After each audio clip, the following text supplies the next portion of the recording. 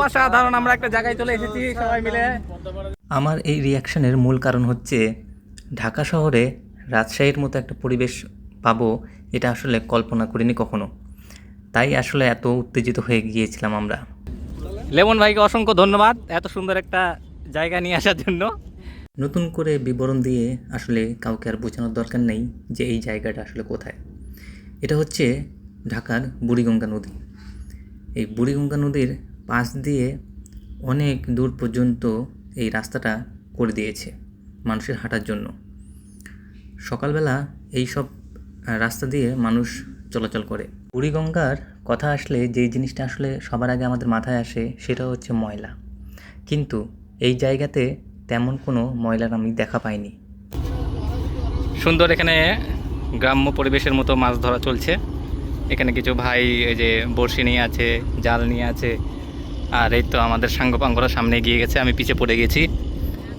মানে আমি ঢাকা শহরে এরকম একটা প্লেস দেখব এটা কখনো আসলে কল্পনা করিনি। খুবই সুন্দর মনোরম পরিবেশ, আবার এই যে পাশ দিয়ে হাঁটার রাস্তা। প্রতিটি দেশ কোনো না কোনো দিক দিয়ে কোনো এক নদীর তীরে অবস্থিত। আসলে আমাদের ঢাকা শহরও সেইভাবেই বুড়িগঙ্গা নদীর তীরে অবস্থিত। শুরুতে যাতায়াতের ব্যবস্থা নদীমাতৃক হলেও এখন কিন্তু স্থলপথ দিয়েই বেশি যাতায়াত করা হয়। আমরা বুড়িগঙ্গার যেই দিকটায় উঠেছি সেই দিকটায় আসলে লক্ষ্য করলে দেখা যায় যে শুধুই মালবাহী জাহাজ বা বালুবাহী জাহাজগুলোই দেখা যাচ্ছে। এখানে কোনো লোকবাহী জাহাজ নেই। হয়তো অন্যদিকে রয়েছে যেমন সদরঘাট, কিন্তু এই দিকটায় সেরকম কোনো কিছুই আমি দেখতে পাইনি। তবে সত্যি বলতে আমরা যেই দিকে এসেছি এই দিকটা অনেক সুন্দর, নিরিবিলি এবং জনমানুষ শূন্য বললেই চলে।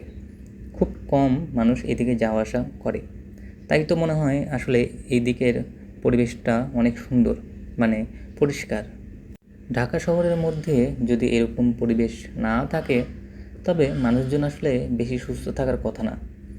নদীর পাশে এরকম বাঁধ যে নির্মাণ করেছে বা হাঁটা চলাচল করেছে তাকে আসলে আমার পক্ষ থেকে অনেক ধন্যবাদ, কারণ এরকম একটা জায়গা খুবই দরকার। তো আজকে অনেক গল্প হলো, ভালো থাকবেন, সুস্থ থাকবেন।